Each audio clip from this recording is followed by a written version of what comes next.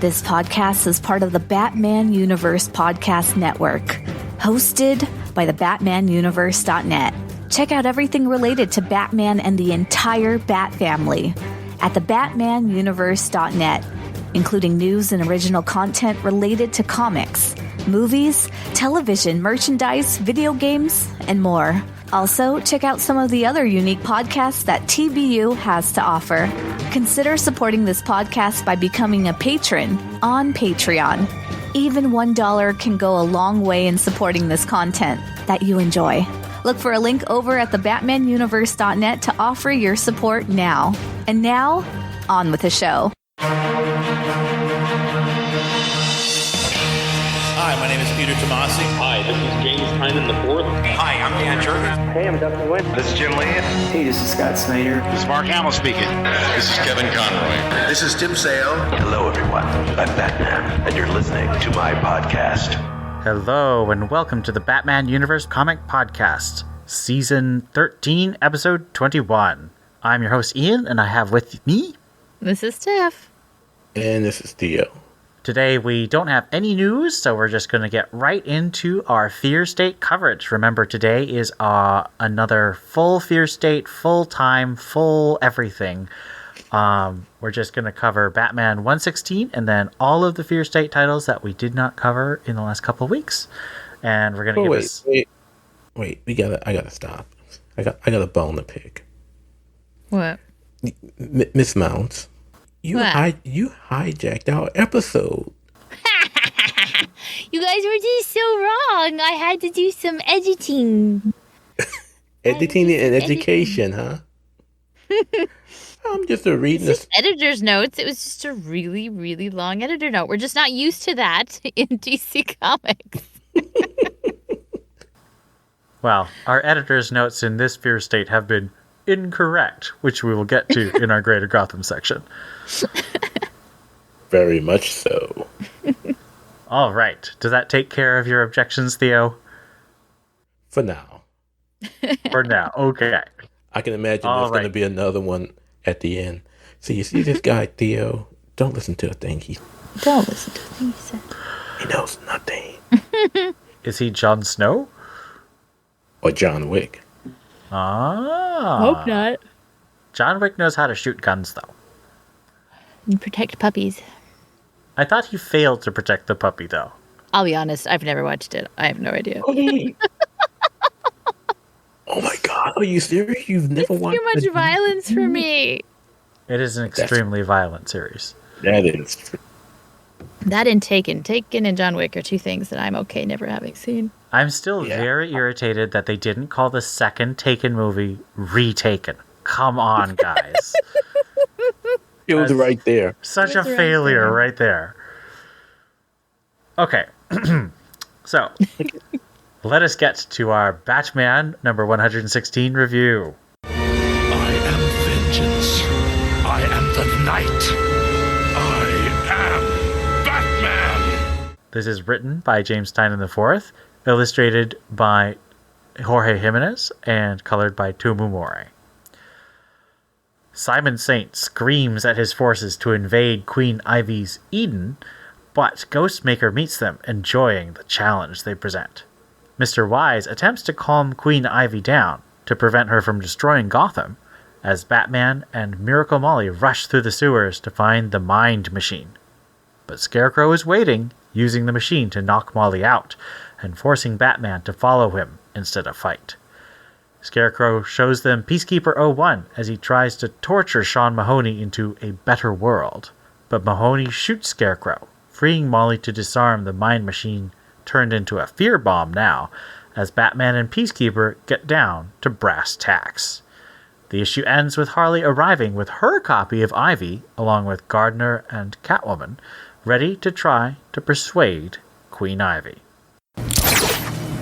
So, what do you think of our cover for this issue? It's a two-part cover. This is the left half of a large image, and this features Batman and all of his allies swinging into action against the villains on the finale cover. It's cool. There's the Batgirls and Harley, who's, I don't know. I feel like this is ending kind of quickly, and that there's a lot of moving pieces that are kind of not moved. So, like, Ghostmaker had a cute little moment today, and that was it. And Harley's been around because she's definitely been in 3 books, so she doesn't need to be too prominent in Batman because she's everywhere. But I don't know. It's a cool cover. It's a very cool cover with oh, I didn't even notice Barbara in the background. Just her giant face. So that's the best part of the cover is how she's portrayed in the background. Yeah. It's very cool. It makes me a little sad thinking that if Tynan had stayed on a little longer, maybe we could have gotten an even more long and epic story, but whatever. It's good. It's a very nice cover. It's interesting that as Ian mentioned it, that these are allies of Batman on this cover. It makes me wonder though how long this will last, because I'm still of the opinion that at some point in time, Ghostmaker is going to return to his nefarious ways and gonna get ticked off one time too many at Bruce for being a goody two shoes and just snap. And then Harley's being Harley, but I think that it's unlikely that Ghostmaker and Batman will have a confrontation anytime soon, because that seems like a Tynan story. And unless Tynan has really encouraged Williamson, I don't think that's going to happen.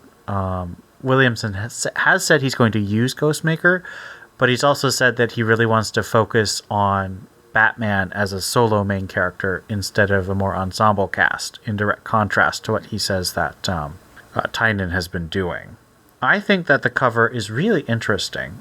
Thinking through what characters are important, I really think that Gardner was one character too many. I know that a lot of people get a little annoyed at all the original characters that Tynan has created, but Gardner is almost completely not a character. She showed up, she has a cool design, but she doesn't really have a function in the story that couldn't have been fulfilled in much simpler ways. I would say that Ghostmaker, I think, was clearly supposed to be a long plot, because I do think that Tynan was originally going to have him become a conflict with Bruce, but he was supposed to be a supporting character in this arc, and so he kind of feels like he's there plus the backups. Harley, of course. I was just gonna say, do you think at some point JT ever considered making Ghostmaker a replacement Batman, since Batman was always planned to leave Gotham? That is a fascinating question, but I think that from Tynan's newsletter, we know that DC originally was going to make Luke Batman, and then Ridley changed the plan to make it Jace. So I don't think that there was ever a chance that Tynan would be able to get Ghostmaker into the Batman slot. I mean, it is possible, considering in Future State both Bruce and Jace existed, different costumes and all, but still, they both coexisted in Gotham. That is true. I don't know, I hadn't considered that. He is supposed to be a mirror of Batman, but, I mean, to be fair, there is precedent in that Azrael came basically out of nowhere and then was all of a sudden Batman. So, it's not like you couldn't do that. I just think that it doesn't seem to be the story that Tynan was trying to tell. Next question. And I've asked a variation of this question pretty much every episode that we've covered a Batman issue for the last 4 issues. Do you think this is a Batman story or a story featuring Batman? Well, Ian, first of all, this is not a story featuring Catwoman. You said there was Catwoman at the end, and there is not. Because I would see her. Because I have a cat dar. And there's no Catwoman in that final scene. So. Well, that doesn't make sense, because she's in both Harley Quinn and in the Catwoman title. You're expecting DC continuity to make sense, and that's just silly of you. But I would like it to make sense. Please? Pretty please? I like $1 million, but hey.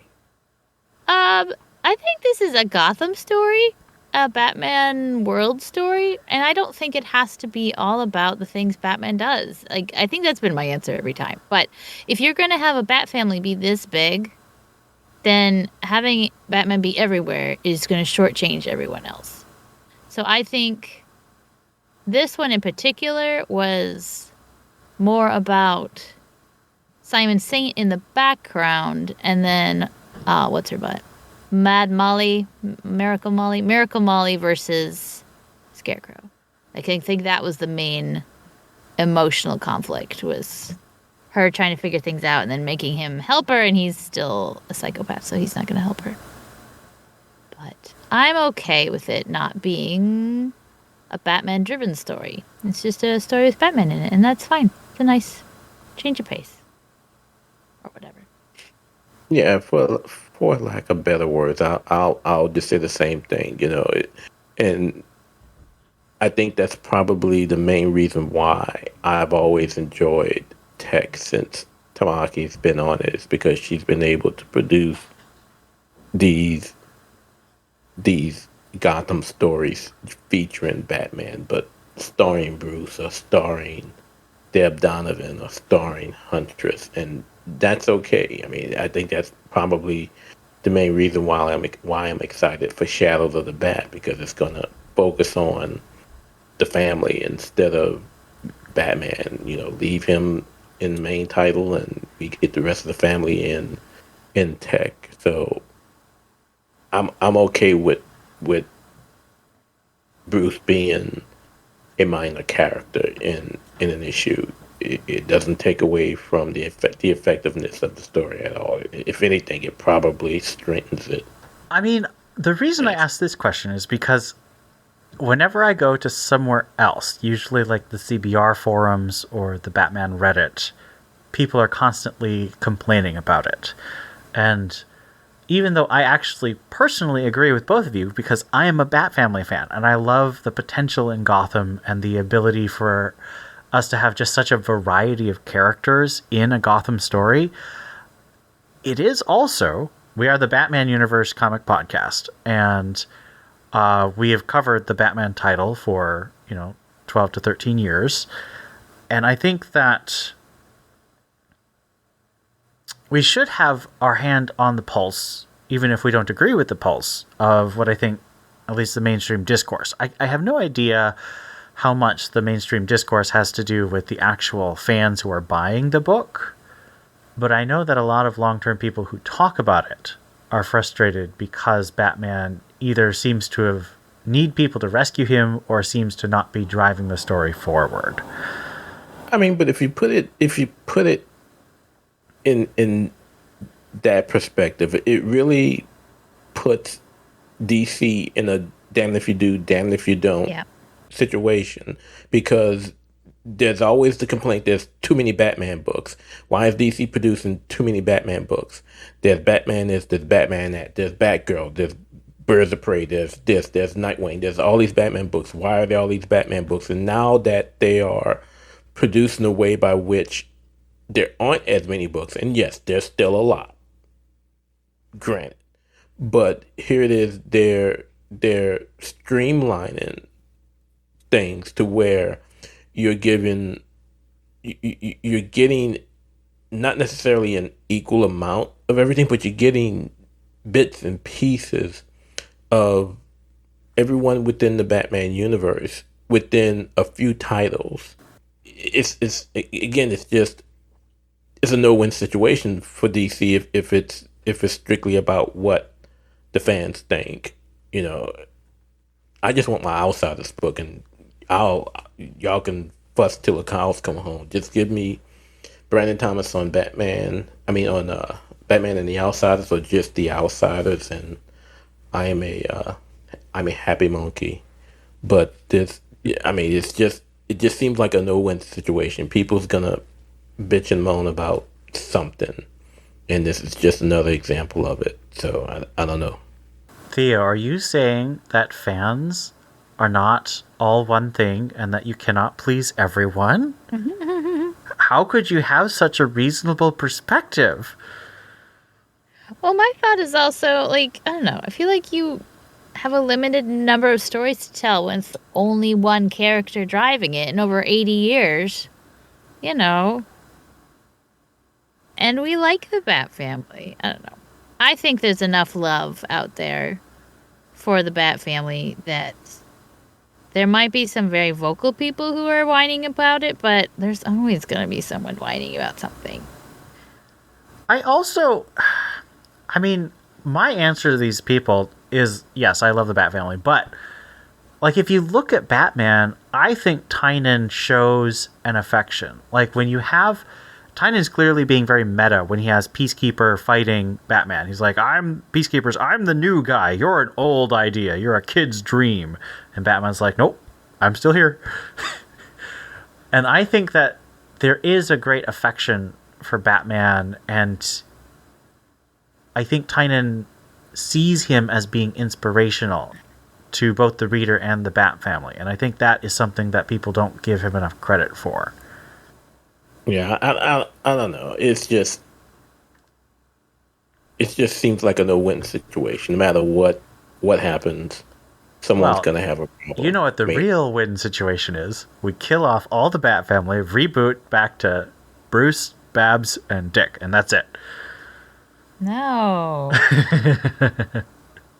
A terrible idea.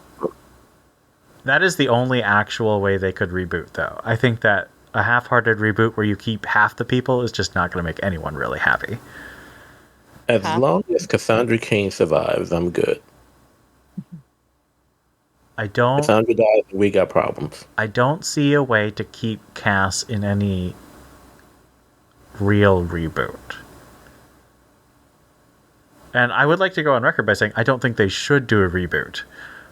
Because I think it won't make anyone happy. You can tell all the out-of-universe, single-story, reader-jumping-on-point, Earth 1 Batman stories you want. People like ongoing stuff, and I think this idea that it's too hard to get into Batman is simply wrong. We have wikis, we have so many communities where you can ask questions about things, we have podcasts like this. You can get into Batman anywhere, and I'm perhaps a bit biased because I started reading Batman comics in the middle of Bruce Wayne Murderer, which was extremely complicated. I had no idea who Vesper Fairchild or Sacha Bordeaux was, but I still thought that because of the writing and the art, it was incredibly gripping. And I think that depending on the issue, you could pick up some of these things and be incredibly gripped. I mean, I would argue you could pick up like Miracle Molly or Peacekeeper, The Secret Files, and be really gripped and be like, oh man, this character is really cool. I want to see where they are in the main Batman and pick up Fear State. And then you'll find out, oh, I really want to know what's going on with Nightwing and the Batgirls. And you have these other titles. I just don't think it's that hard to actually get started on comics. But I am weird. I mean, so I guess I don't know. All right. I started in the middle of Tom King's run. And yeah, listened to the podcast and found dcfandom.wiki.com or whatever it is.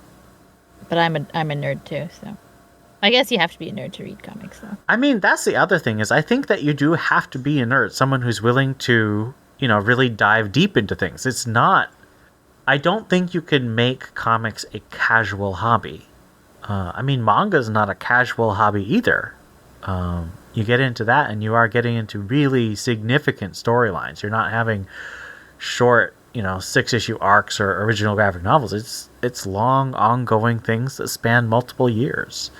So I think that you just have to figure out a way to tickle the right funny bones on the nerds who are willing to give it that attention. You have to market it so they know it's there. But I think that if you can let them know it's there, the people, your audience will find it, and you have to just keep the quality high enough that they'll be interested to keep going. That's my perspective. I know it's definitely not shared by a lot of people. All right, so we now know Scarecrow's plan. It's basically torture everybody until they're like, I don't know, mini scarecrows. Do you think that's a good enough plan to hang an entire event around? I mean, if you're intent enough. Anything is scary. I mean, we were just talking about nerds. I mean, anyone with enough passion can be moderately terrifying. Sure, yeah, why not? I mean, he did. He had enough moving pieces. And, I mean, what did we really expect from Scarecrow? I mean, it made it intriguing. It's kind of like how when we thought maybe for just a second Mariko was doing zombies. And I was like, sure. I love her writing. Sure, let her do zombies. This is fine. This is great. It's my favorite. But now Rosenberg's doing zombies. Oh, well, that's not my favorite, and I'm not interested. It's actually a reasonable title. I would recommend people check it out. I need to try again. I don't know. Maybe I just wasn't in a good headspace when I tried, but I just... Did you try the book or you try the backup? Because I would agree the backup's not great. I thought the actual book was okay. I tried the first. Okay. I tried the first. That's fair. Okay. I'm only on the backups. I only did the backups. And so you're saying that the same writer is doing something completely different than what he did in the backup. It's just a much more polished and better thing. Like, the backups felt really disjointed. The first issue felt like its own story.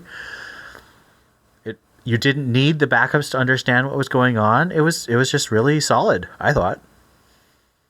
And it's a new artist. Like, I think Eddie Barrows is just a really good artist. And I don't think that the backup artist was nearly as good. What was your question? Oh yeah, Scarecrow. Yeah, no, it's fine. I mean, sure, it's Scarecrow.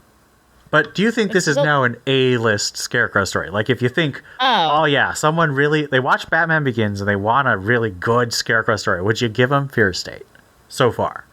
I think so. I mean, it had enough moving pieces. It's kind of like, okay, so, not to, like, draw, whatever, juxtaposition, parallels, whatever. But, so we talked about how this isn't a Batman book, it's a Bat Family book, and there's a bunch of moving pieces in the Bat Family to fight the evil or whatever. It's the same with Scarecrow. Yes, it's a Scarecrow plot, but he had enough moving pieces and players that it actually, you know, at any given time there was a different villain or there was a different danger or a different stake, and I thought it was all very interesting. And if he was the mastermind that kind of got the ball rolling, then sure, he deserves the credit as Scarecrow with the one-track mind, but he was, you know, he's clever enough to come up with his plan. Give him credit where it's due.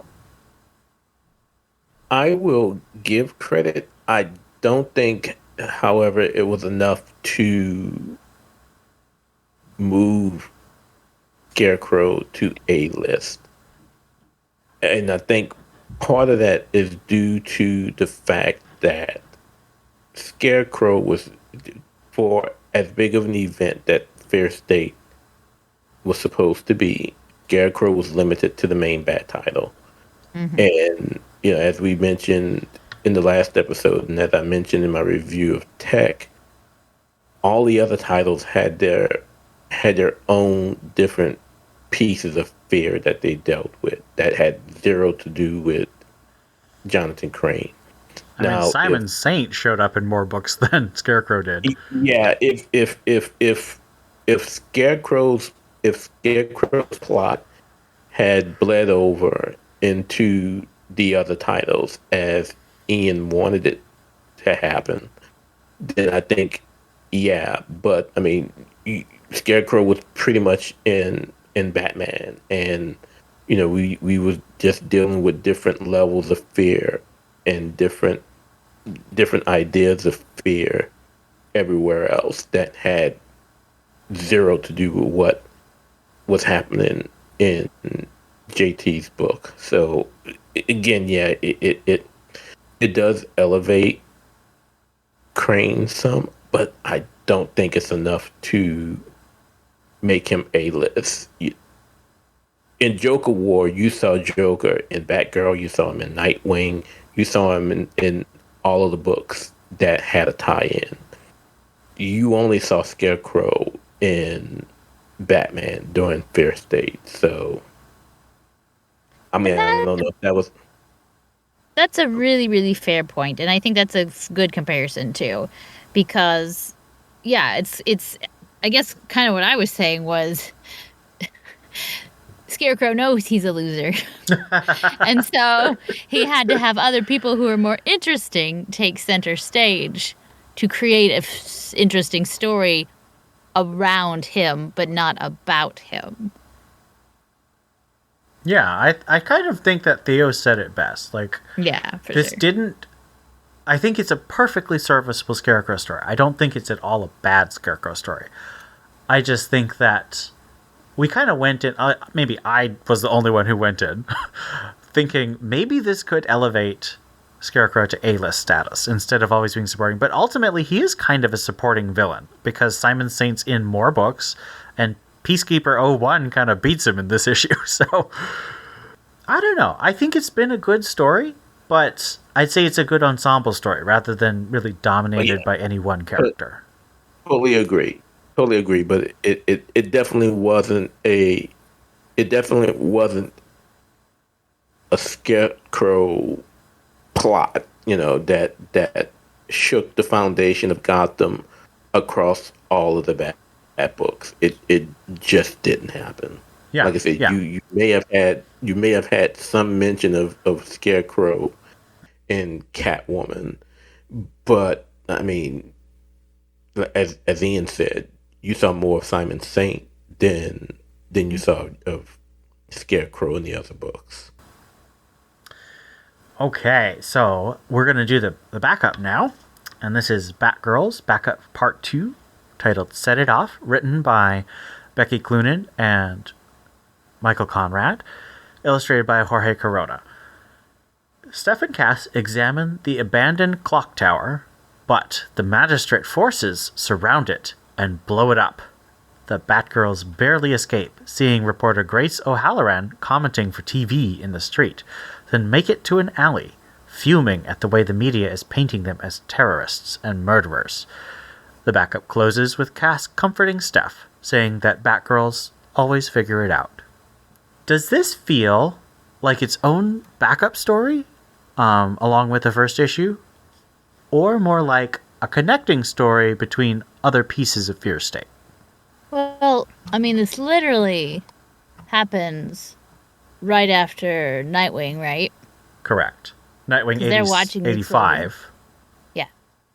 And I thought that the Urban Legends Batwoman story started with something about Cass, or am I getting that mixed up with another? You are correct. Cass mysteriously disappears halfway through that story. I was confused too. Yeah.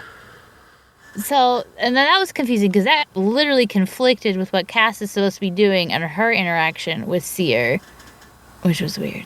So that was strange. So I don't know. What was your question? I think that it's connecting well in some ways, and obviously, like in the Batwoman story, it is just a total disaster. Which, I mean, halfway is not bad. Joker was 0-8. There was no interconnectivity with Joker whatsoever. And the ones that there were so bad it wasn't worth mentioning.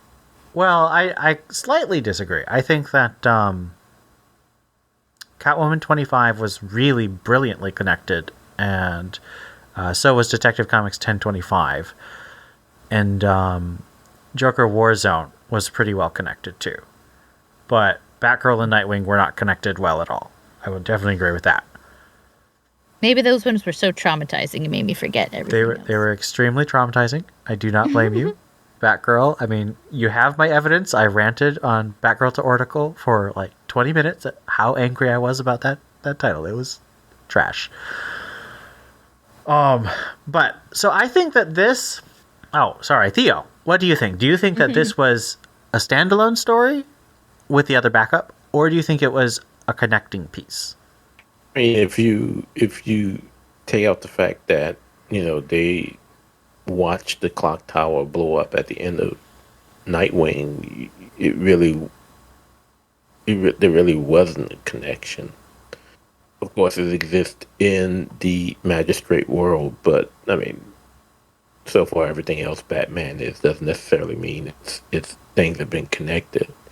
But yeah, I think it's more of a story of its own, and it definitely feels that way in the writing and in the art.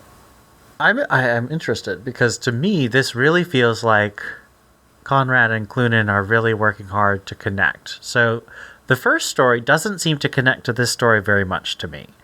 And instead it seems to connect to before Nightwing 85.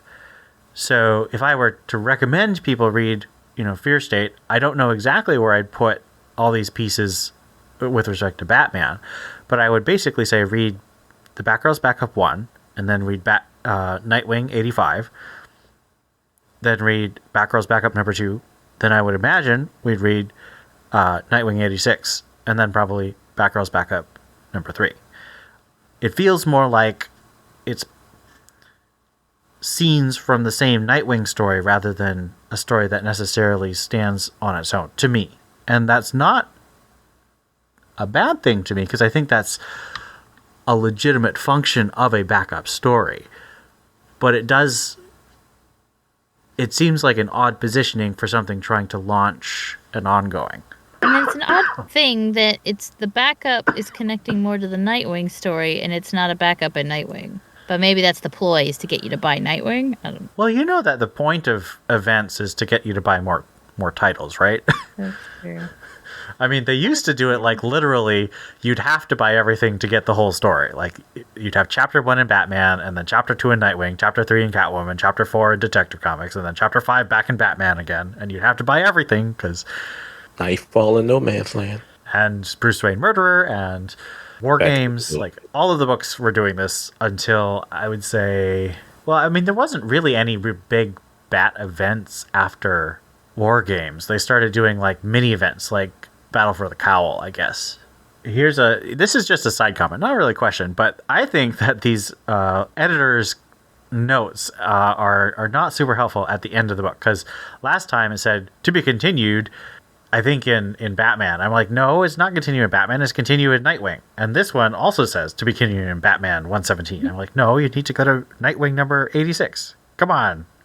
Do your marketing properly. I thought with the Nightwing issue that said that was going to be continued in Batman. Yes, but the Nightwing issue said to go to Batman 115, I think, when it should have said go to Batman 116. Meh. That's Ben Abernathy's fault. Who's editing Nightwing? I don't know. I'm inclined to blame Jessica Chen, but that might be because she was involved with the Castellucci Batgirl run.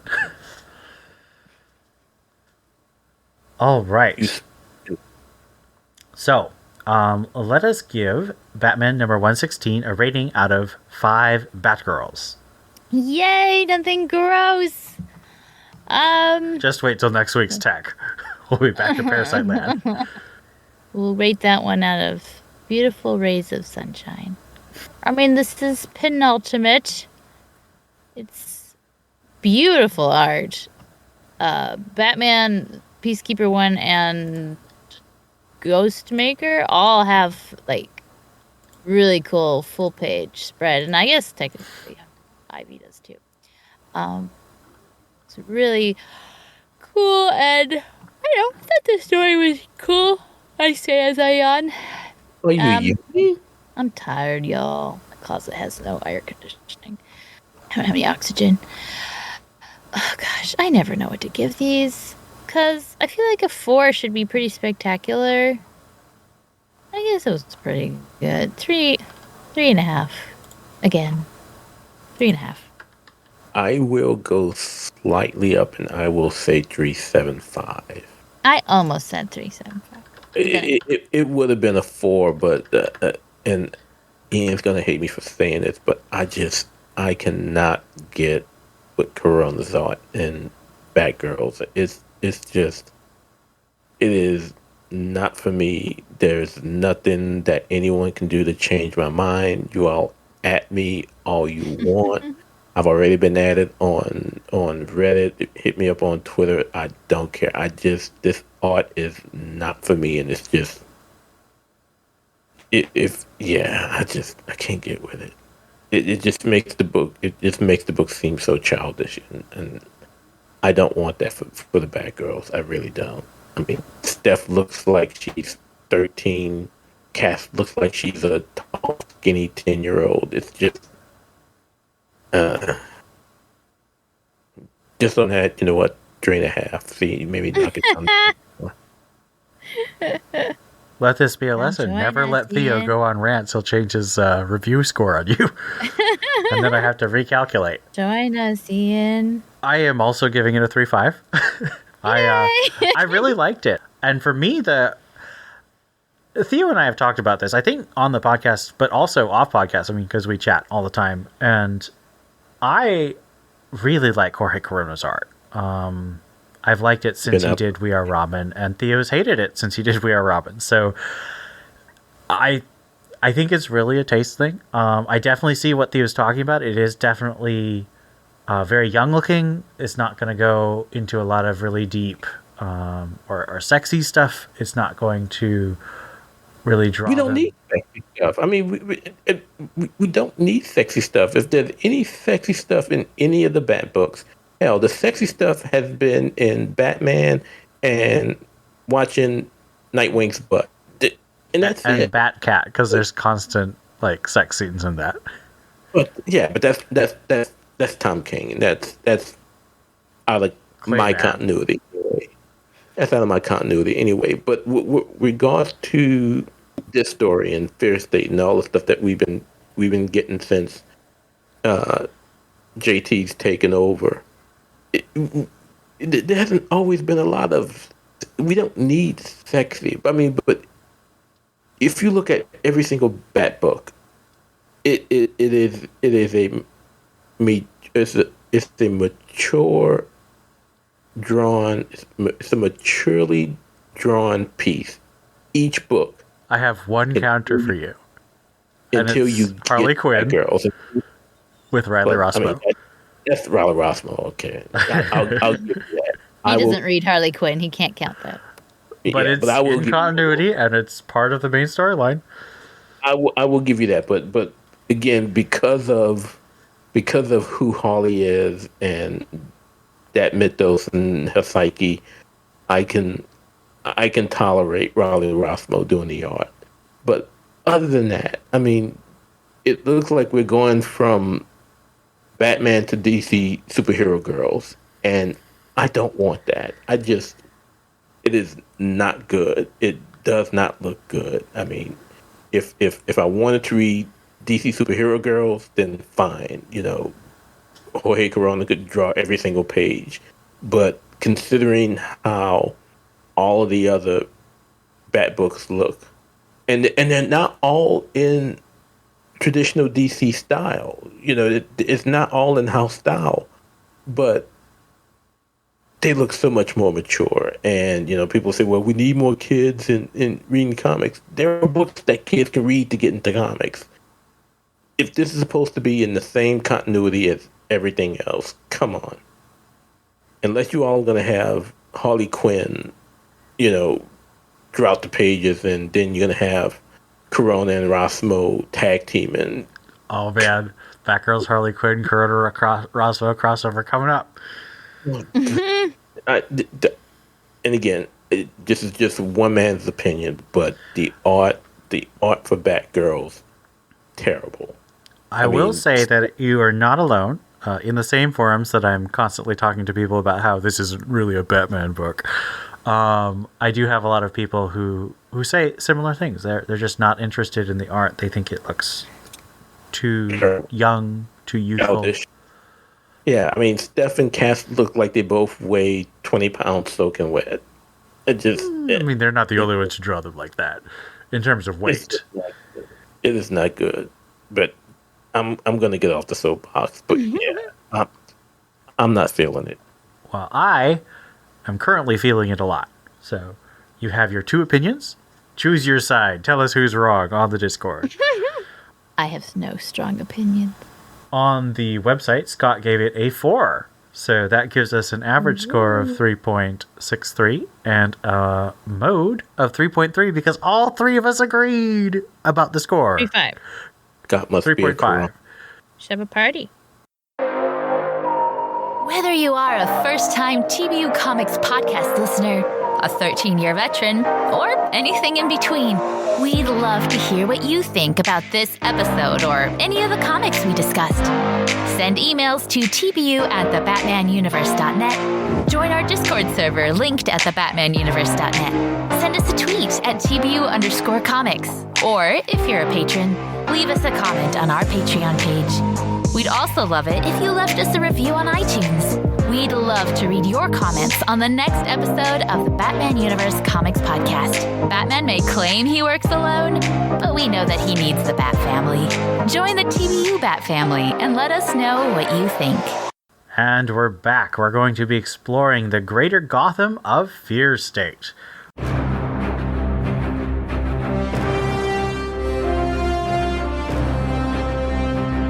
We're going to cover Catwoman number 36, Nightwing number 85, Peacekeeper 01, Secret Files One Shot, Harley Quinn number 8, and Urban Legends number 9, plus I Am Batman number 3. So that's 6 titles of Greater Gotham, and we're going to try and dig into each of them a bit deeper. Not full reviews, but we're going to try and place them in their context with Fear State and give them our recommendations. So let's start with Catwoman number 36. This was by Ram V. Unfortunately, in my perspective, the art was done half and half by two different artists, neither of whom were Fernando Blanco. So that was a little disappointing.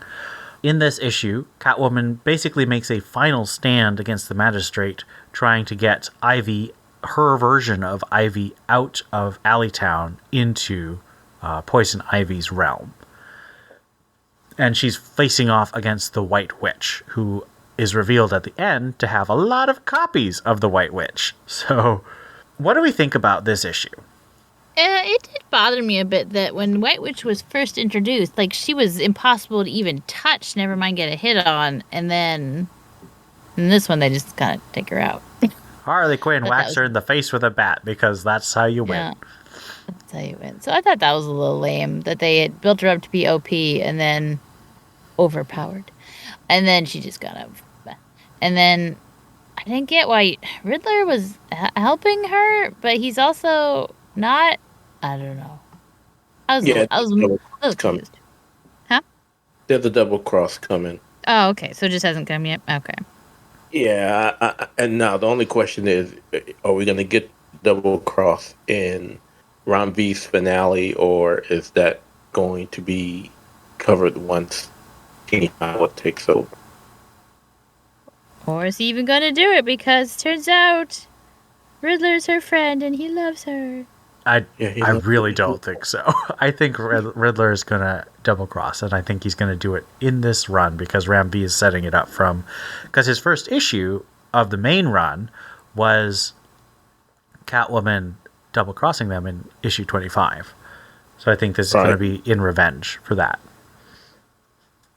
It was a fine issue. It's definitely setting up for things to happen in other books, so it was only so interesting, but it was fine. Yeah, I'm still loving the idea of Basil and Wayland, teaming up with the rest of the C and D list villains, and them turning a new leaf and trying to protect Alleytown because they feel that Alleytown has protected them, and I think that's a nice idealistic concept that Ron V has presented. Because we've seen several instances where Croc, more than anyone, has tried to turn a corner in his life, whether with Suicide Squad or with Gotham City Monsters. We've seen that with him, and then of course we know what we had with Clayface and Detective.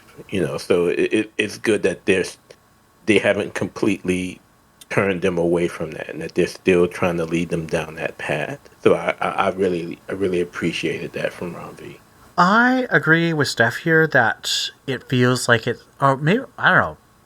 Yeah, I think it was Steph who said it was connecting. It does feel like it's basically just trying to get Catwoman, Ivy, and Harley into the Batman book. And that's a little disappointing that it's turned from kind of a really dark crime story into a support to the main book. And I know that that's kind of how events work.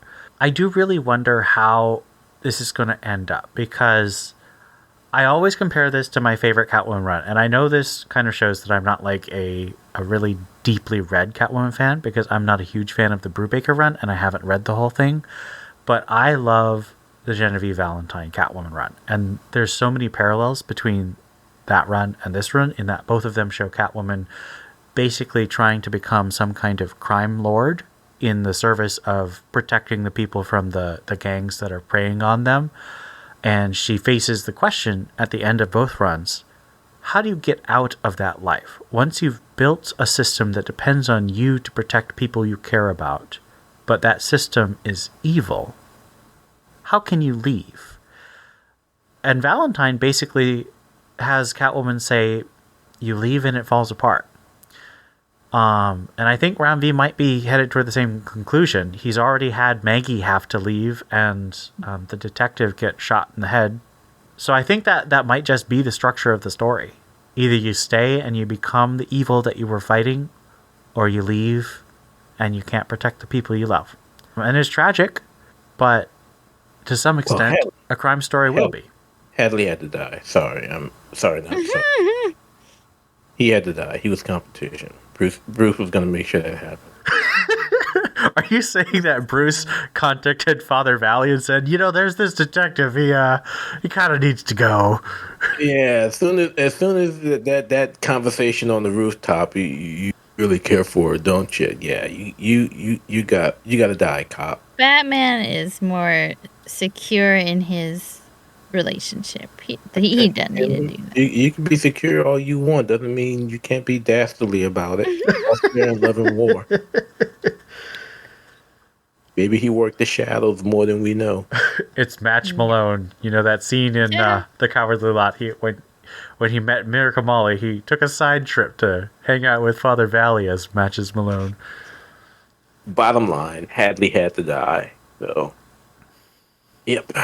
Lead Selena back to Gotham. And isn't it ironic she gets back to Gotham and Bruce is gone? Oh, man. I didn't think of that. That's going to be so sad. Well, she's going to go with him. The new Catwoman book is actually going to be a Batcat. I don't think so. Yes, Ian, it is. We can't have nice things. Have you read Excalibur, Steph? No, I don't know what that is.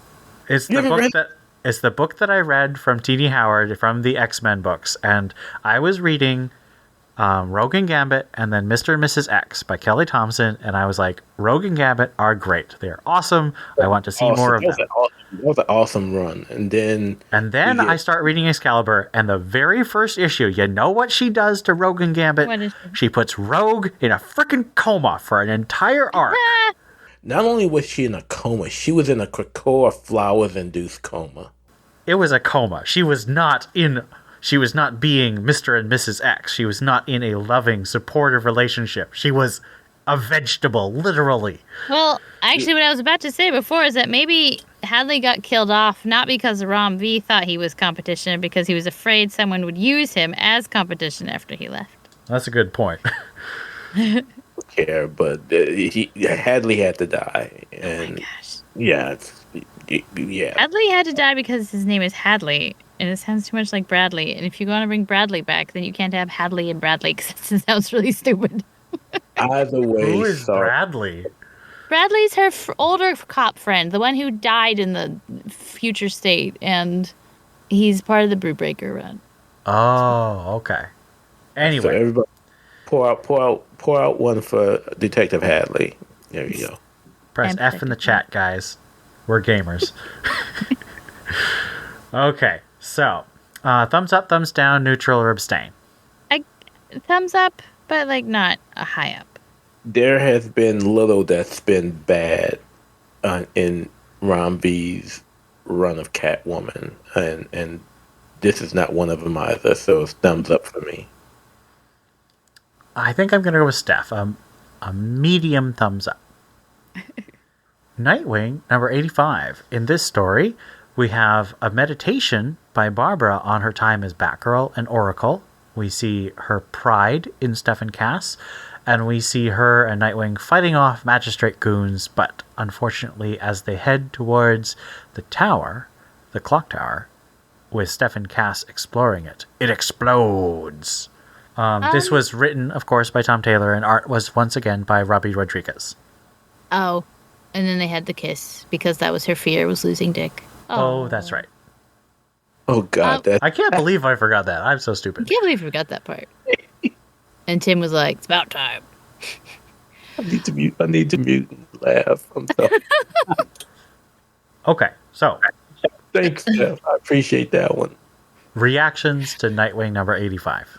I liked it. I hate the art. I can't stand the art. I have to admit, Rodriguez can be okay, but this was really not very good. It was inconsistent. The faces were something else. Babs' costume is still just a saggy mess. But the story, I liked the story. I liked that it was more about Babs and Robin. It was about, Dick and Babs, which I thought was cute. It was a nice personal character moment in the midst of the mess that is Fear State. And then, you get the setup for what happened to the Batgirls, and I honestly forgot. And so when I read Batman again, I was like, oh yeah, they're fine. It is a shame that the art of the Batgirls in Nightwing isn't the art we got in Batgirls, but that was just like a single panel. But I overall enjoyed it. Would have liked it better if I had been blind and not had to look at the art. But yeah, the art was not great. Was it better or worse than the Batgirls art, though, Theo? God, I knew you were gonna ask me that. I mean, if you knew I was going to ask, you should have cut me off at the pass. I would say worse, because if all three of us hated this art, then it has to be bad. Yeah, it's probably worse. It was worse, but the story was good, and I think the story itself kept me into it. And again, as I keep mentioning, it was just another play on someone's fear, and this time around it was Babs, and reminiscing about her and Richard growing up and sneaking out, and her connection to him, and then the idea of him being dead. Just finally the kiss. I know from a fact that Stella was extremely happy about this. And it wasn't a gross thing she had to read, like Joker. I feel no shame for making Stella read Joker. That was an awesome comic. No, it's a very good book, but it's still pretty gross. The Joker is gross. The cannibals are gross. It's a great book dealing with gross things. That's what I say. Okay. So my perspective is that I really didn't like the first issue of this arc. I didn't like the art and I didn't like the writing. This one I liked a lot better. I liked the way that Taylor really affirmed Babs' relationship with Stefan Cass. She loves the fact that both of them were Batgirls. There's no sense of, fake Batgirls or I'm the real Batgirl. Like, she loves her role. She loves her past. She affirms her proteges. That was nicely poetically done. It still was a bit weak, and I'm not sure if that's just because I'm really frustrated with the art, but it didn't feel quite as exciting as I'd hoped, given the potential, but it was significantly better than the last issue. So that'd be my take on this issue. And I'm looking forward to the next issue, which is not something I've been saying about this run of Nightwing. No. So that's nice. Come join us, Ian. Join us on the Tom Taylor Love Truck. Triangle? Oh boy. I meant the truck of loving Tom Taylor. I don't think I'll join, but I might hitch a ride once in a while. And if only this was a video cast, I would show my screenshot picture of a certain person commenting just on how good Tom Taylor was. Oh, was it me talking in the chat? Yep. And my response, I am screenshotting this. Well, you got to screenshot it for next episode. Okay. Screenshot for every episode. That'll be the podcast cover. It's just Ian enjoyed. Just Ian talking about how good Tom Taylor did writing Nightwing. Okay. That we'll see if that actually makes it to cover, since I don't actually control the art for this. It might happen. Yeah, if you want to hijack something now, Mounts, this would be it. That'll be it. Okay, so rating for Nightwing number 85. Oh, definitely thumbs up for sure. It's even better if you can't see well. Yeah, even with the bad art, it's still a thumbs up. It was a good story. Okay, so I can't remember if I gave it a thumbs down or a neutral last time. I feel like I have to give it a neutral this time, but it's a neutral trending up. Oh. The art was just really not good. I was really not happy with that art. I can't with you.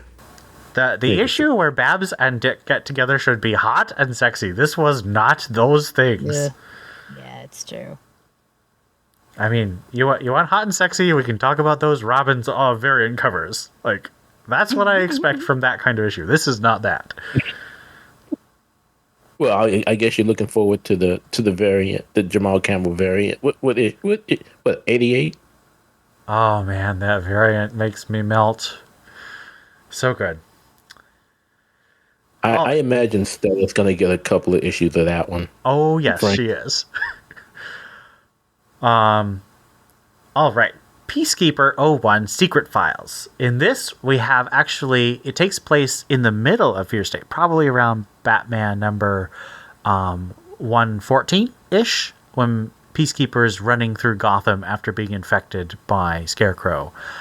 And it flashes back from the time he was a boy, watching his father and grandfather as cops murder a suspect, and then as he grows up, he sees how his father and grandfather are such institutions in the GCPD. But then when he's a young man, Jim Gordon becomes the commissioner of the police force and shuts him out.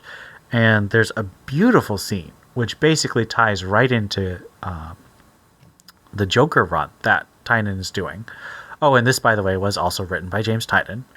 And it's just, this weaves in and out of what Tynan's been doing all year. You have a recontextualization of the scene where he rescues the nurses in Arkham during A-Day. We find out that he was actually trying to blow up his records because the Arkham doctors were trying to get him fired because he was beating up the prisoners. And so he's going to burn those records so he could have a clean record.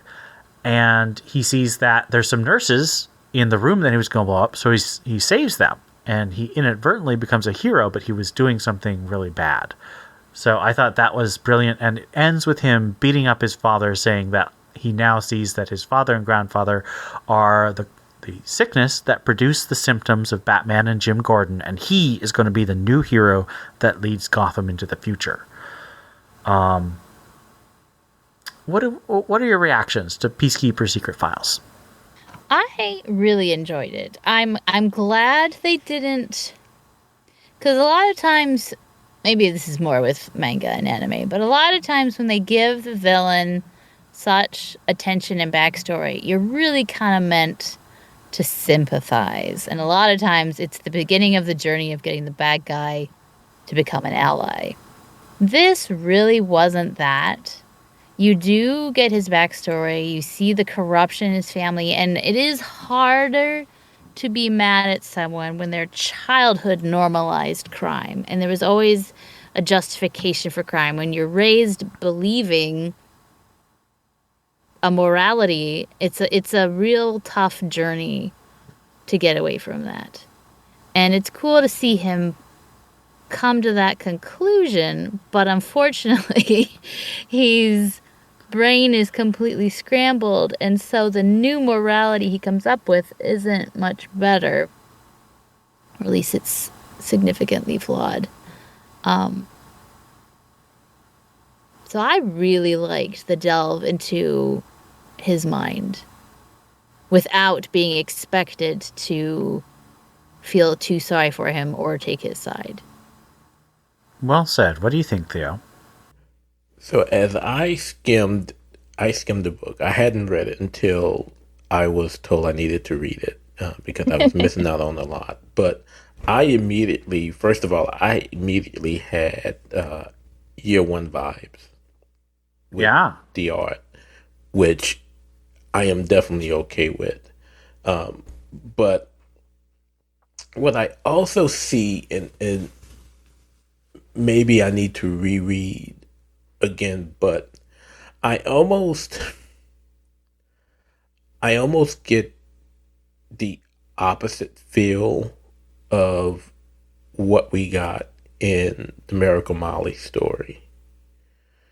And, kind of like Steph said, he was just surrounded by all this evil that kind of molded him into the person that he ends up becoming, especially after he's infected with the fear toxin. And I really got an opposite feel than what I got from reading the Miracle Molly story. I unlike Steph, I don't feel as sympathetic to Sean as you have that sympathy reading the Molly story. But the art was great. And the story was good too. Yeah, this is another case where I went in really not expecting much. And I was not looking forward to reading this book in any way. Yeah, because, Peacekeeper's just kind of been like a brute, punching people and getting manipulated. But the way Tynan just weaves this story in and out, what he's been doing for the past year, I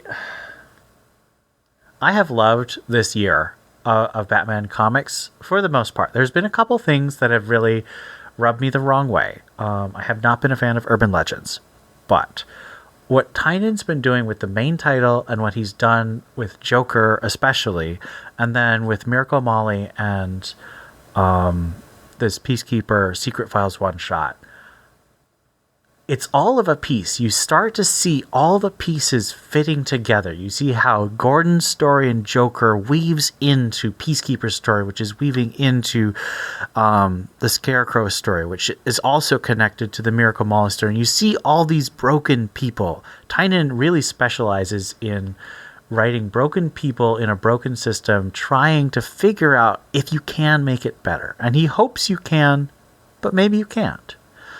And I'm really grateful that we've gotten a chance to have Tynan on the book for 2 years, even though I would have liked to have him for 2 more years. This has been a great time, and this issue is part of why. I agree with Theo. I don't feel particularly sorry for Sean. He's made plenty of decisions where he's avoided responsibility, and he's, just blamed other people for things that he really could change himself. But I also see he is an abused child. He's a child who was exposed to literally murder in front of him. And he contextualized that in a very unhealthy way. But how many healthy ways can you contextualize murder as a 10-year-old or an 8-year-old, however old he was? And so when he meets his father and he says, "I'm the new, you're the old," it's the same thing that he says to Batman. But Batman is different because he's a broken person who's, as Tom King has said, he takes the brokenness and turns it into a machine for hope. And Sean Mahoney needs hope, and I don't think he's going to be able to find it. And I think that tragedy is deeply moving, even though it's not sympathetic, if that makes sense. This story, I just kind of blew me away. It didn't blow me away to the same extent that Miracle Molly did, but I really liked it. It was very good.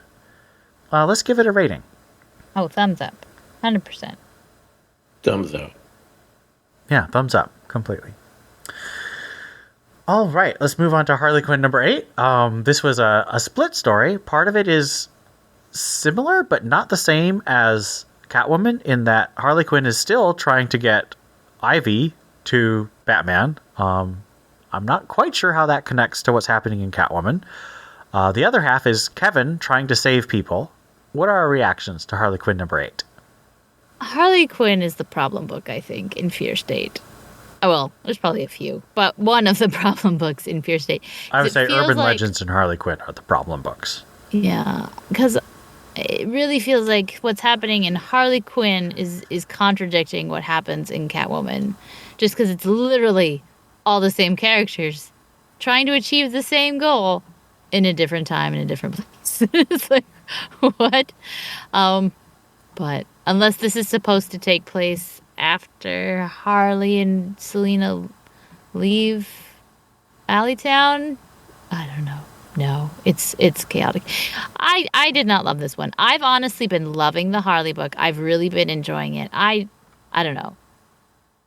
I just had a rough time reading this one. I tend to agree. I think that the Harley book's been really strong, but this event's kind of derailed it. And you know better than to ask me. All right. So I think for ratings, what would you give it, Steph? I'm going to have to give it a thumbs down, but not like a emphatic, I hate this book, thumbs down. Just this was not the best issue, thumbs down. I'm going to give it a neutral because I think Kevin's story is really good. I love the way that Phillips is developing how Harley has turned her life in a better direction, and she's inspiring Kevin to turn his life in a better direction. And I think that is a good story. So I'm going to give it a neutral because the Harley was definitely... It's just like, why do you need the same story that Ram V's doing in Catwoman? Mm-hmm. I agree completely with that criticism, but I think the Kevin story is really good, so it's a neutral from me.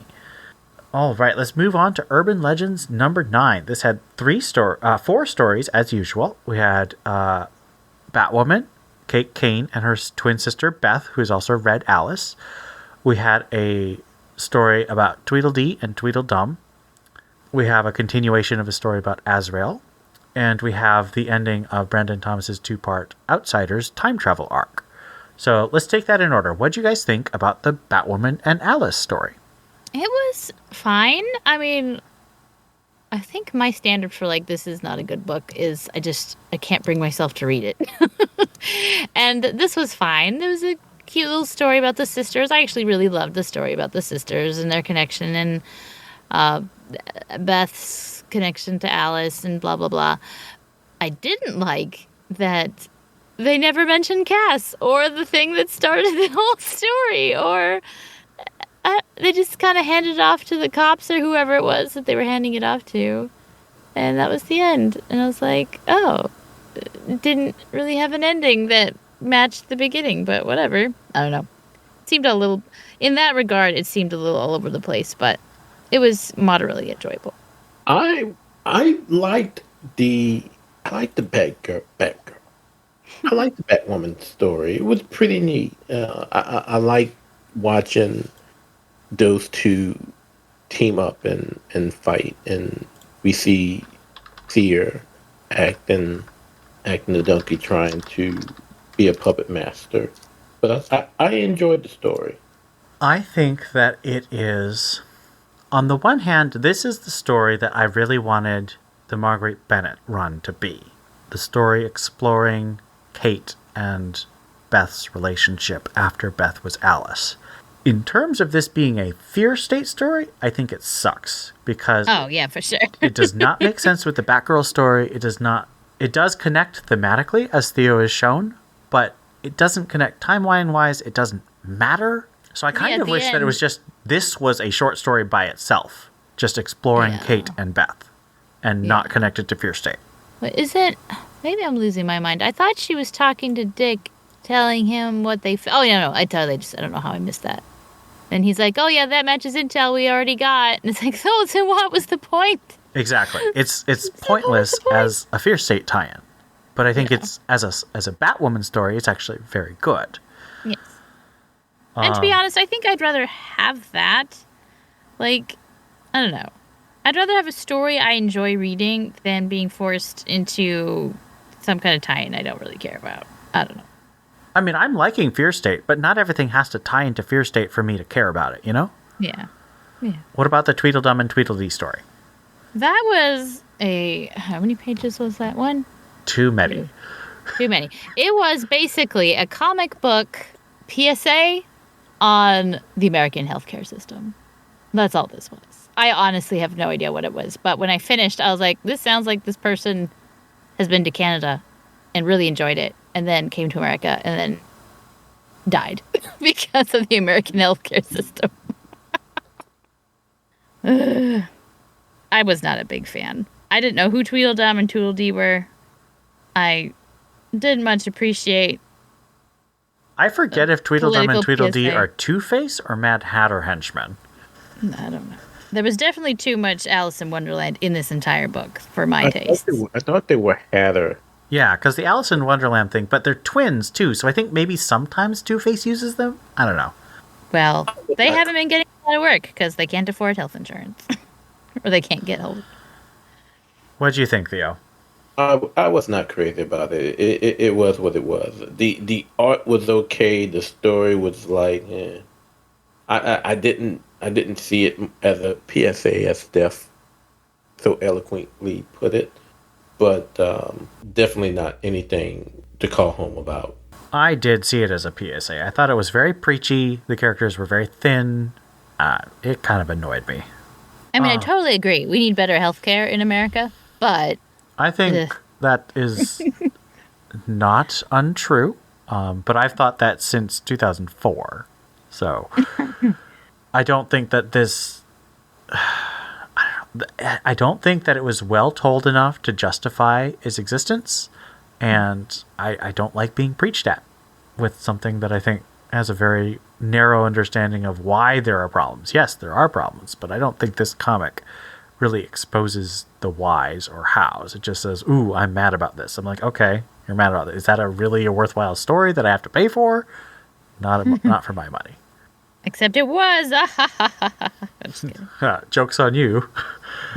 Okay, Azrael. What do we think about Azrael? I liked it better than last week, but meh. Not much actually really happened. Well, a new, bright white but clearly evil angel showed up to cut off people's heads. Yeah, that was about it. I thought that was actually really cool. We have different definitions of cool, and that's okay. Remember that Steph is basically the Ed of this podcast when it comes to Azrael. Steph hates Azrael. I think Azrael's awesome. I have been avoiding Azrael since Detective. I did not like how JT Rum, and I'm still not crazy about him, especially considering how he was used in Odyssey. So I actually did not read this story. Aww. You didn't miss much. I think it was really cool. I like the art. I really like Azrael, and I think that this story is definitely... I mean, it's not doing anything super deep with him, but I'm liking what it's doing. And we'll get to Outsiders by Brandon Thomas, the conclusion of this time-travel-y Outsiders arc. I enjoyed it. I mean, I liked it. I did have a few problems with it. One was I didn't like that it flashed forward and then the timeline fixed itself and somehow Duke remembered it. I don't know. It's because magic stuff. I know. I was about to say that. It's magic. I guess I can accept that. What I didn't really like is I felt like the really awesome, diverse Outsiders group was White Savior hijacked by Robin and Bao. Hey, Bao's Vietnamese. I guess okay, he's not white. That's true. But still, I felt like maybe he was batjacked then. I don't know. It's a Batman book, though. I know, but I just really enjoyed the Outsiders being a team, and then Robin and Bao showed up and saved the day. I don't know. I enjoyed it. I liked their dynamic. I liked everything, but I guess I could have done without the Bat group saving them. But I guess if it's super team. I didn't really. I'm just thinking of things to have a problem with. I honestly did enjoy it for what it was. Oh, why? Why, Steph? What? You had to go and find something to not like. How dare you criticize Maybe I was Brandon in a mood Thomas. when I read it.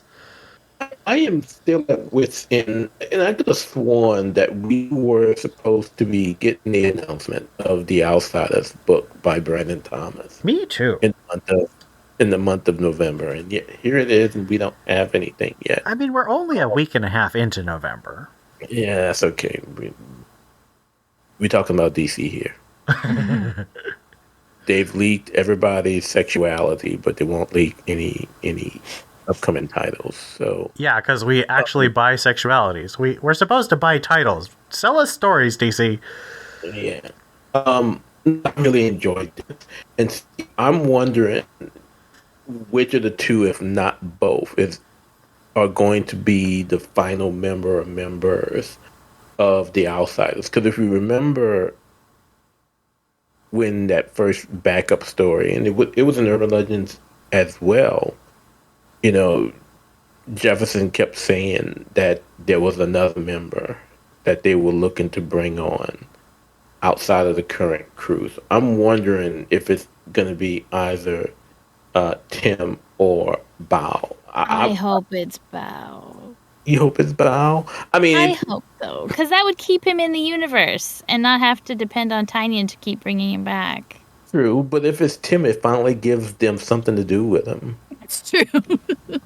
The guy who's just an extra in everyone else's book. Yeah. I mean, but and I know I've said this every time we've mentioned anything about Brandon Thomas and the Outsiders. It just awestruck me. It's just awestruck me how well he gives voices to these characters, especially to Duke Thomas, who, again, if you have known me all these years, whether on the server, whether on the site, whether in this podcast, you know that I have never been a real true fan of.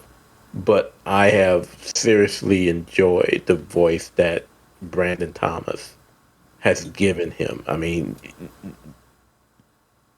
DC, just give him a title. Just give him the title and call it quits. You're not going to come on Batman. That's fine. Give him Outsiders and let him write Duke. I truly enjoy the voice he has with both Dukes in this issue. Mm-hmm. You know, future Duke as well as current Duke, and it just give him a title. Make me a happy person, please. I concur with everything that Dustin just said. This story was great. I mean, Theo. Dustin hijacked the spoon. First it was Mount, and now it's Dustin. We're being hijacked all over the place. Theo just said it so well. Brandon Thomas consistently impresses me. Now, I will say I'm a little hesitant on what's going on in Deep Target, the Aquaman and Green Arrow crossover, but I'm willing to see how it plays out. This story was awesome, and I don't understand why DC hasn't given him a Outsiders book yet, because come on. Outsiders have been consistently good since Future State. Future State. I'm about to say Future State. Yeah, since Future State. And I was even mentioning on Reddit the other day, someone had posted a picture of, maybe it was a Nightwing. Yeah, it was a Nightwing that was drawn by Dexter Soy. And I commented that Dexter Soy was the best thing about that last run of Outsiders. And if they could just somehow have gotten him and Brandon Thomas together as a creative team, that would just be a work of art. And I just don't get it. The DC just don't want us to have nice things. You see how long they waited to give us a Batgirl story, and then they give us Jorge Corona to go with it. So I don't know. Maybe I should be careful with what I ask for. Or maybe you should ask me to ask for it. Yeah, ask for it. Send them a letter, Ian. Okay. All right. I thought this story was awesome. Overall, for Urban Legends number 9, what do we think we'd give it? I think overall, the Batwoman and the Outsider story were strong enough to carry the book. I didn't hate the Azrael story. It's not my favorite. And then the Tweedledum Tweedledee is just garbage. So that's there's usually one that's really not good. So I would say this is a thumbs up for an Urban Legends book. it is also a thumbs up for me. Yeah, I'd say it's a thumbs up for me. I can't. That Tweedledum story really pissed me off, but I did like the other three, so I really can't be a hypocrite and say thumbs down for just one story. It's a thumbs up overall. All right, and our last book is I Am Batman number 3. We have a violent shootout outside of one of the GCPD buildings where Mrs. Fox is acting as a lawyer for a mentally unwell young man who shot Anarchy, as Jace Fox Batman beats his way through the crowd, saves the police officers, and saves his mother. Reactions to I Am Batman number 3. I'm liking the conflict that the cops are having because they know they need Batman. They know they need to rely on him for a lot of things, especially in such a crazy shootout where he was saving their lives, but then also having to obey the magistrate. I'm so tired. I really do like Chubb and Whitaker and the characters that they've been built to be, and also Jace's, I don't know, conflict with his parents. He's there. I feel like Jace has had more to do, or I like Jace more than Batman. I don't know. Although I did like when he Do you mean Jace more than Bruce, or Jace more than Jace as Batman? Jace more than Jace as Batman. Okay. Yeah, sorry. I should have clarified. Or at least, I don't know. But I did like the scene where he beat up the guy that was trying to stop him, and he's like, you probably would have won, but you were blocking me from getting to my mama. I was like, oh yeah, he's trying to protect his mom. I forgot. But it was all right. It was a solid read, I think, from what I've been getting out of the story. I still have somewhat of a sour taste in my mouth for them killing Lonnie. I just don't see how that adds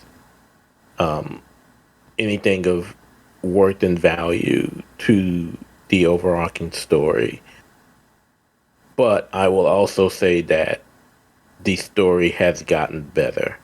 I definitely like Jace. I enjoyed the touching moment with Jace redeeming his mom, by peacefully disarming her, and she letting him walk away despite the feeling she has for Mask. Again, like most of what we got in Future State, I see us again continuously moving away from that overall story when looking at Chubb and Whitaker. You would think that if we were still heading towards Future State, that Chubb will be gone by now, and he's not, and you kind of see a change in both of them, and him still sticking around, but also with Chubb having these moments where she questions whether or not Gotham really does need the mask, and you can also see that with Montoya, because I can't remember if that was in issue 2 where she has the conversation with the Batman as he gets into the office. Oh no, that was in Batman itself, maybe. But they're questioning now the motives of the magistrate. And as we get to the end of Fear State, it's going to be interesting to see how all of this plays out. But I enjoyed it. It's definitely getting better. But I'm still sour over losing Anarchy.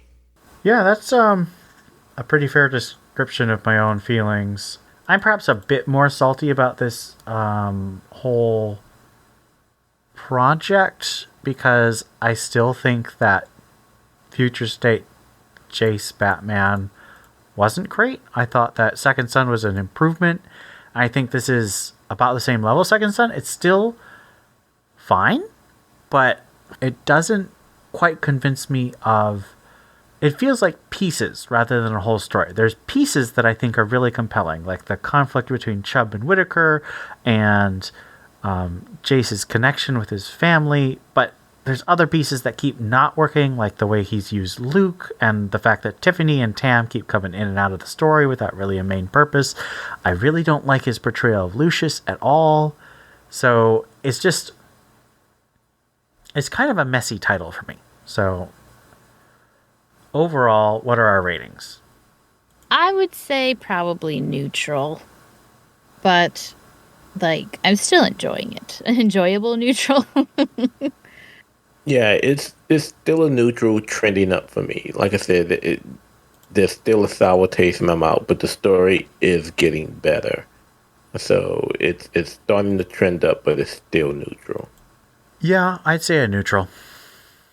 And that brings us to an end of our summary section. Now I want to do a quick talk about where we think things are fitting together. So I think we agree we're not quite sure where Catwoman and Harley connect to each other, but we know that both of them are supposed to lead into today's issue of Batman, because that's when Harley shows up. Right. Nightwing obviously is connected to the Batgirls title. We don't quite know how those connect to the main Batman title, but I'm pretty sure we'll find out in the next 2 issues. Peacekeeper, as I said, is probably somewhere between issues 113 and 114. Oh, it says it specifically, doesn't it? Oh, that's right. Like that's one of the ones that we know for sure. Right. Urban Legends, it doesn't really matter. None of those stories actually connect directly to anything. I mean, you could argue that maybe the Batwoman story connects to the Batgirl story, but as I said, it doesn't make any sense. It did at one point for a second. But now it doesn't. No, it doesn't. I Am Batman, still no clue. It's just generic magistrate time. So, which of these books would you say is more essential for those who want to really get the big Fear State picture, but don't necessarily want to read everything? Right. I don't know. I guess it depends on what you want to get out of it. Like, I really enjoyed the Nightwing story. Is it essential? I mean, you see the clock tower blow up. You kind of figure out there's still more damage getting done. There's more of the Gotham damage being shown rather than in Batman. You're just kind of seeing the human fallout or the superhero fallout, whatever. The bomb that needs to be defused, literally. So maybe Nightwing. You could toss a coin and pick if you wanted Catwoman or Harley Quinn, but I don't recommend both at the same time. I would say that's about it for things affecting the main title. Everything else is kind of magistrate effect related, but not story related. It's kind of like they're just put in the same universe and things are happening that would normally happen, but now there's magistrate. I don't know. And we haven't even mentioned tech. Well, that's because we review tech itself. Yes, but that has probably the least amount to do with what's going on in Batman. True. But whatever. But it's a strong story by itself. Oh, I love it. Despite my complaints about the Parasite going on too long. Theo, what do you think? What titles would you say are essential reads for Fear State? If I'm gonna be in agreement with Steph. If anything, probably Nightwing.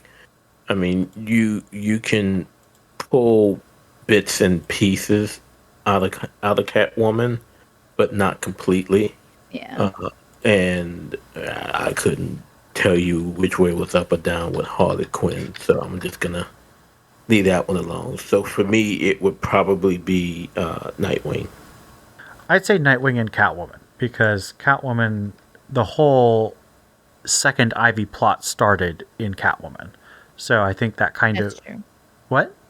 That's true. Yeah, you're right. Like the whole jar Ivy happened in Catwoman, whereas in Harley Quinn, she's just been doing her own thing, and suddenly Ivy. Yes. So that would be my argument. I think that Urban Legends isn't bad per se, but it's definitely not essential reading for Fear State. Oh, and Peacekeeper. So Catwoman, Nightwing, and Well, Peacekeeper. the one shots. I don't even know if they should count as that because the one shots are literally made for understanding Fear State better. Well, and they're also mostly written by Tynan. So Yeah. So I don't think those should count as, I don't know, whatever it is we were talking about. well, I would say that they kind of define what it is to be essential. Although, again, we're going to have to see how Gardner goes. Do you think that you can just read the 6 Batman titles of Fear State? Just no Fear State Alpha or Mega, no tie-ins, no secret files. Can you just read Batman 112 to 117? Well, weren't Alpha and... Maybe I'm getting confused. Oh, no. It was the free comic book day, I think. Wasn't it? Or there was a whole bunch of free... Comic book day was just the first half of Batman. Right. So those... Okay. I was just confused for a second. I don't think they're essential. I think you could get away with just reading Batman and be fine. I think if you want depth, then I highly recommend the one-shots. Yes, agreed. And I would say Alpha. Fear State Alpha also gives it. I don't remember what happened in Alpha. You really get into Scarecrow's plan and how he connects to Simon Saint. Oh, yeah. No, I skipped over most of it. So many people said that, but I thought it was great. Yeah, it was just two guys talking in a white room. I just couldn't So great. make my Two guys brain care. talking. That's what I got. That's why I buy comics for. Oh, gosh. I just couldn't make my brain care. Theo, do you think you can just read Batman 112 to 117? Oh yeah, especially if you're not interested in the other aspects of Fear, and if you're just looking to see how the Scarecrow plot goes from beginning to end, you can just stick with Batman and call it a day. Yep, I'd agree. I think Tynan's doing a pretty good job of...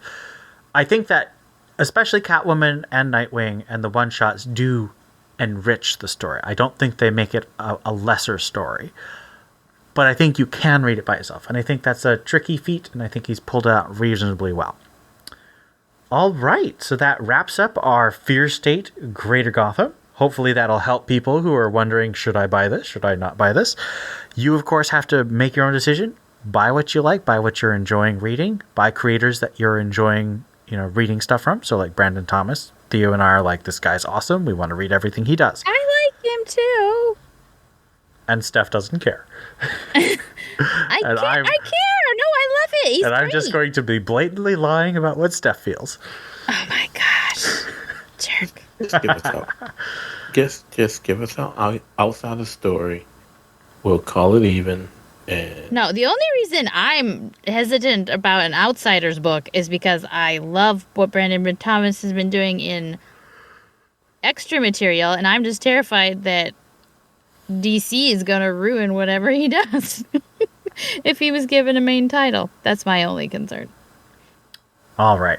We'll do a quick listener feedback. Just one from the Discord. Steph, take it away. Sorry to interrupt, Master Bruce. Ringing your phone now. This needs my attention. Caspian73, my comment made it to this episode. And this one did too. That was me. I added that. I wish you guys could review Batcat 8 for longer, but I understand the Bat books are a lot to get through. Mostly, I just feel like I have no one to talk to about this book with. Not sure how I feel about it. Yeah, us too. Well, yeah, thank you for commenting, Caspian. Caspian and a lot of our normal Discord commenters all joined in a very interesting conversation about the future of comics, future of digital. A lot of people saying that trade's the way to go, that digital's the way to go, me sticking up for the floppies. Join in the conversation. Our Discord is a really good place. It's not super hopping, so you don't feel like you're constantly missing stuff, but we do have good conversations there. Are we going to do a Batcat trade talk or something? Like, I once would the whole like story's to. out? I would like to. It'll depend on... So if it's like Strange Adventures, the answer is no, because I got to issue 11 of Strange Adventures and I wanted to rip up the previous 10 issues. So if Batcat goes that way, then no. You can do it yourself, but I won't. If, however, Batcat continues to be as good as it has been, which I think has been good but challenging, we'll definitely do one. Whether it's an extra or a special, we'll do something. All right. And let me do our quick Patreon support. We appreciate all you guys who support us at a certain level, and we read your names every episode. So that would start with Donald Townsend, Lisa Slack, Gerald Green, Ian Miller, Stanton's Grave, Captain America, Austin Davis, Brendan Roberts, Tim Garassi, Donovan Morgan Grant, Stephanie Mounts, Joshua Lappin Bertoni, Ed Grouse, Hannah Garr, Mary Garrett, Johnny McCloskey, Cesar Diaz, Rob O., Hank Bennett, Robert Lewis. Thank you all. We really appreciate it. We really love digging down into the Batman universe and bringing these comic podcasts to you. There's such a huge archive of podcasts which require server hosting. So what you do with your Patreon support is allow us to continue hosting that for new fans and old fans who want to get caught up or go listen to stuff, as you will see in a month or two. Thank you so much for all your support. Until next time, I've been Ian. This is Steph. And this is Theo. And we'll see you next time. Are we going to do... Sorry, I'm so tired. Hold on. Okay. Oh my God. I'm glad I didn't start the recording yet. Oh, you didn't? No. That was a keeper. No, it wasn't. No, it's not.